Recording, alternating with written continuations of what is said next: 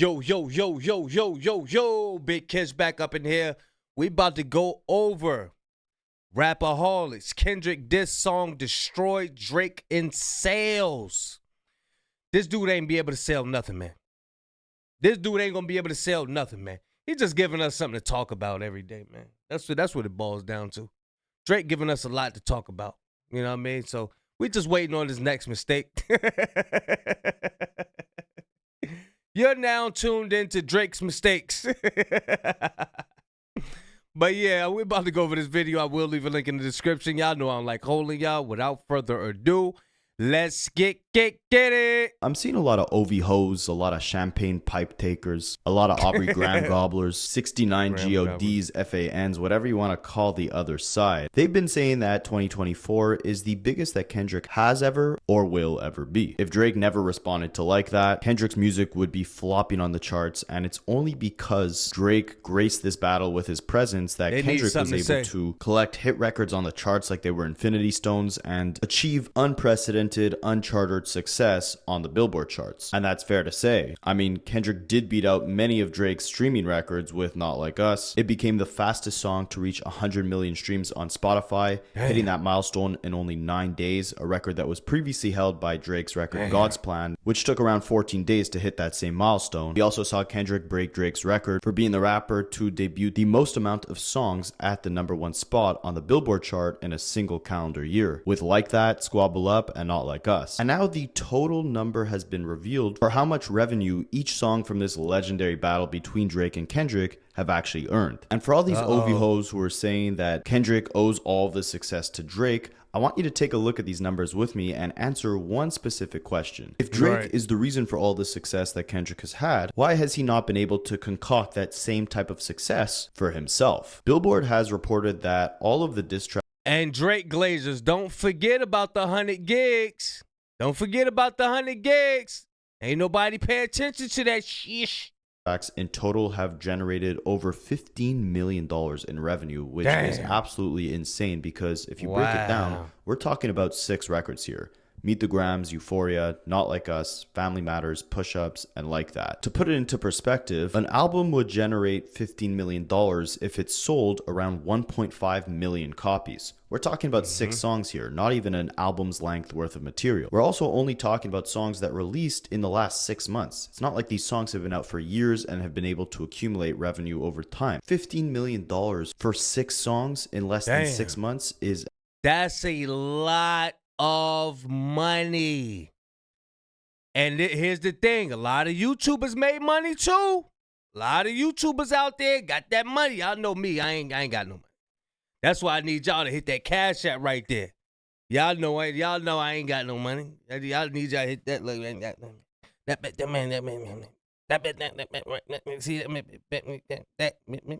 that right there. Yeah, go and hit that up. Go and hit that up.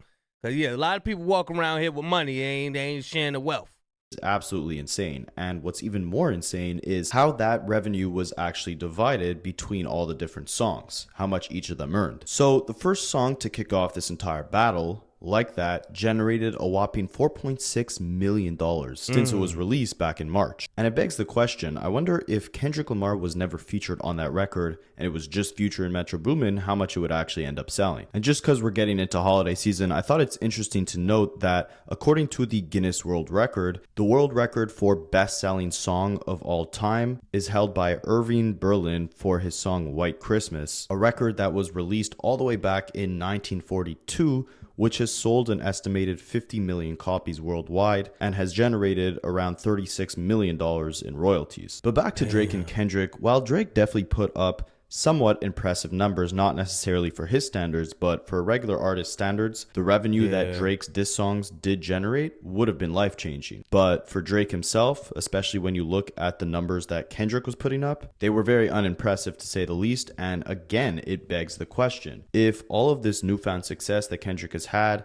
is all thanks to Drake, if this being his biggest year yet is all thanks to Drake, then why couldn't Drake channel that energy into his own records to make them as successful as Kendrick's. This is Kendrick's biggest year yet, if you want to call it that, is because he was able to go up against the most commercially dominant rapper in hip-hop and not only give us a diss track that we will likely be playing for the next 20 to 30 years, but the numbers he put up against Drake's diss records absolutely obliterated any argument you can make for Drake having just as strong of a performance throughout this battle as Kendrick had. Now, the numbers aren't all that matters, but the goalpost keeps getting shifted. First, it's Drake is a better rapper. Then we get Euphoria and Meet the Grams. Then it's Drake is the bigger artist. Kendrick will never be on his level. But let's take a look at these numbers, right? So Family Matters and Push-Ups both clocked in at a little under $1 million in revenue for 2024. Again, quite impressive for just 6 months of being released, but not quite impressive for Drake's standards.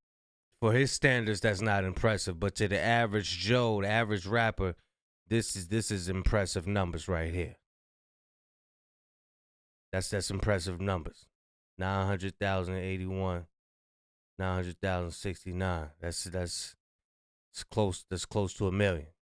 Standards. Family Matters generated $981,000 and Push-Ups generated $969,000. Now, insane that Like That alone sold over double what both of the Drake diss records did combined, but what's even more insane is how much revenue Not Like Us generated. But what is interesting is how low the revenue was for the first diss record that Kendrick put out, Euphoria. Billboard reports that Euphoria only generated $441,000, but that number is oddly low for several different reasons. Firstly, Billboard reports that Meet the Grams almost doubled Euphoria's revenue with over $700,000 generated since its release. However, if you go and look at each of their numbers on Spotify, Euphoria has over 310 million streams, while Meet the Grams has less than half of that with 123 million streams. So how did Meet the Grams earn over double the amount of Euphoria when it has half the amount of streams as Euphoria? Doesn't necessarily add up. What's also weird is that half the amount I never understood that. Meet the Grams did 795,000. That's almost that's damn near double Euphoria. But Euphoria is the one that everybody's talking about. What I believe is Meet the Grams is more digestible on it's more digestible for the listener far as lyrics go. Meet the Grams is a surface level lyrics, like, you know what I'm saying? You could, dear Adonis, that's your father. You understand it. Euphoria, he's rapping way faster. He's switching up the beats and all. He's switching up the beats, and you know what I mean? It's more complicated for people to get. So, or Meet the Grams is shorter than Euphoria. I think Euphoria is longer than Meet the Grams. That could be one too. That may be it. Streams as Euphoria. Doesn't necessarily add up. What's also weird is that on the week of May 15th, 2024, Hits Daily Double, which is another sales publication, had published all the revenue that different songs generated for that week, and they had Euphoria at over $212,000 just for that week alone, which was a 97% increase from the week before, meaning that the week before, Euphoria had probably generated around $100,000 in that week. Now, I bring up all these numbers to say that if Hits Daily Double is saying Euphoria generated over $300,000 in its first 2 weeks of release, how is it the Billboard is reporting that in over 6 months, the song only generated $400,000? So you're telling me that 75% of all the revenue that one song generated came from its first 2 weeks? Like, everyone just basically stopped listening to it after that? I don't know, maybe I'm just coping, but personally, that's my favorite song from this whole battle, so I hate to see it selling 50% of what Drake diss songs were selling. But regardless, the most insane milestone in this entire thing is the fact that Not Like Us clocked in just 6 months alone, a whopping $7.6 million in revenue generated. Just absolutely insane to see, especially when you consider the fact that I said beforehand, the song that holds the Guinness World Record for highest selling song only sold 50 million copies. Now, I'm not sure if maybe that record hasn't been updated in a while and if it still holds true, But if that does hold true, and the highest selling song of all time has only generated around 50 million copies sold, and Not Like Us has already generated over $7 million in revenue, it speaks volumes to the long-term impact that this song is about to have, and the short-term impact that it had, and how much Kendrick actually did outperform Drake, not just from a creative, artistic, or rapping perspective, but from a numbers perspective as well. I mean, now it makes all the sense in the world why Drake is suing you. But does the short term dictate whether it would be have long term success as well? I don't know. Gee, to know that your rival's diss song against you outsold your own diss song by over 7x is absolutely insane, and again speaks volumes to the fact that the success that Kendrick received was not thanks to Drake, but was thanks solely to his own performance. This wasn't a case of the Drake stimulus package. Just like when Pusha T beefed Drake, it wasn't a case of the Drake stimulus package, because we saw Pusha T. Nah, you couldn't even stimulate your own self on this, bruh. Nah, so therefore, y'all could quit with that argument of that wouldn't be where he at if it wasn't for Drake. Y'all could go ahead and cut that out, because Drake couldn't even revive his damn self. He couldn't even stimulate himself. So yeah, y'all cut that argument out. Then go on to drop albums that weren't selling more than his previous albums just because he now had the exposure of beefing with Drake. And it's the same thing with Kendrick. He's receiving the success on the charts based off solely the quality of the music. Billboard does report, however, that Drake sold nearly twice as many albums in 2024 as Kendrick did, as he sold 6.8 million album units and Kendrick Lamar sold around 3.5 million. But again, the numbers don't lie here either. Drake has over double the amount of albums as Kendrick does. Kendrick's got 7, if you want to include everything from Section 80 to GNX. And Drake's got about 15 from So Far Gone to For All the Dogs. So these album units... See, I ain't know he had that many albums. That's a lot of albums right there. So Far Gone, Thank Me Later, Take Care, Nothing Was the Same.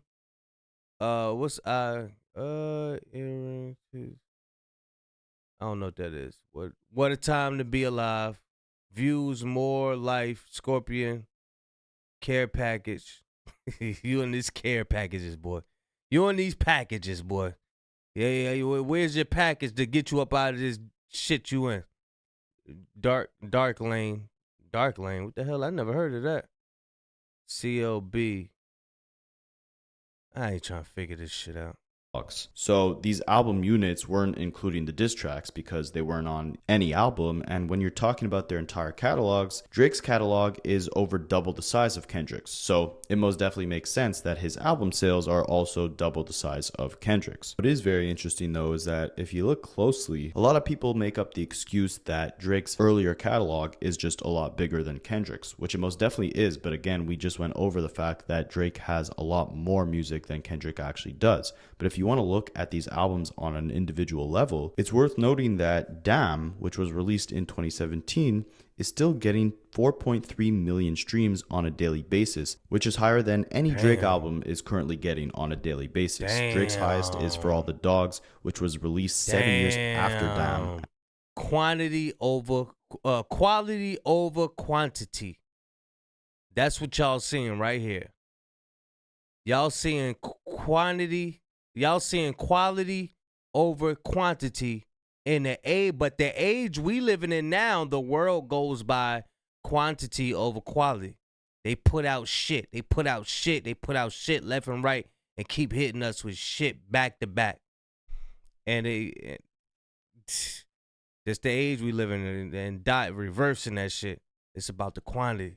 Let's get it. And is still getting around 1 million streams daily, less than Damn with 3.4 million streams. And even if you look at Good Kid, Mad City, that's getting about 3 million streams daily on Spotify. And that album came out in 2012, and it's still almost getting as many streams as Drake albums from 2023. Just to put it into perspective, the longevity and impact that Kendrick albums have had relative to Drake's. Damn and Good Kid, Mad City on a daily basis are still getting more spins than any of Drake's classics like Take Care, Nothing Was the Same, So Far Gone, if you're reading this, any of his projects. And this month alone, Kendrick actually surpassed Drake, I believe for the very first time in terms of monthly listeners on Spotify, meaning that for the first time in his career ever, even with a catalog half the size of Drake's, he's still getting more streams or more listeners on a monthly basis than Drake is. Now, you could obviously say, oh, but he just released GNX, Rapaholics, you Kendrick Laser, stop making up excuses. His listeners are mainly coming from that new album he just dropped. But I want you guys to take a look at this very interesting chart, which I think does the best job at putting into perspective that from a numbers perspective, things look a little scary for Drake, to say the least at this point. You can see that way back in October. Wow. For y'all at work right now, get the phone out your back pocket and look at this screen right quick. Y'all look at this screen. I know a lot of y'all be listening with your headphones and go to the... Y'all check this out. Screenshot this. So you can have some ammo for them Drake Glazers. Wow, look at this chart. The chart is charting. 2023, Drake was about to release For All the Dogs and generate the highest number of monthly listeners he's ever had in his career. He almost hit 90 million monthly listeners when that album first dropped, and Kendrick was trailing way below him at around 45 million listeners. Now, somehow the success of First Person Shooter also coincided with a weird bump in Kendrick's monthly listeners, as he jacked up to around 55 million monthly listeners and stayed around there all the way up until he released Like That in April 2024.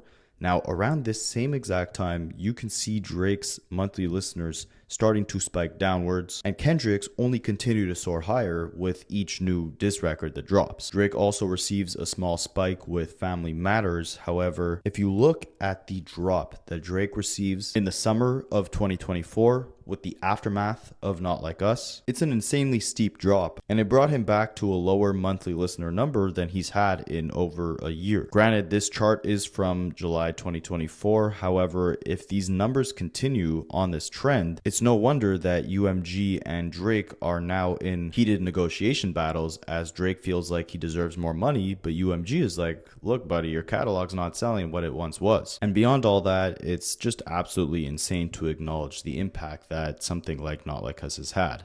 Not only has it transcended hip-hop, being placed in commercials for Google, leading Kendrick to be the headline performer at the 2025 Super Bowl halftime show. Not only have we heard crowds of 50,000+ people chanting that song word for word like at Tyler's Camp Flog Gnaw Festival, but we now know that this song has generated almost $10 million in less than 6 months. Almost 8 times what each Drake diss song had generated, and the equivalent of an artist selling over 700,000 copies of an album with over 10 songs. This was just one song, accomplishing all that. Just to put it into perspective. Let me know what you guys think, and I'll catch you in the next. Yeah, y'all let me. I like the way he put that together, because y'all know we watched The Company, man. His breakdown of how much money they had came in with. So yeah, I like to see people's different perspective on what's going on. So he brung something new. He put the chart up there. He let us know. Boom, he did the comparisons. I love that. You know what I mean? Y'all let me know what y'all think about the video, man. Big Kish signing out. I'm gone, y'all.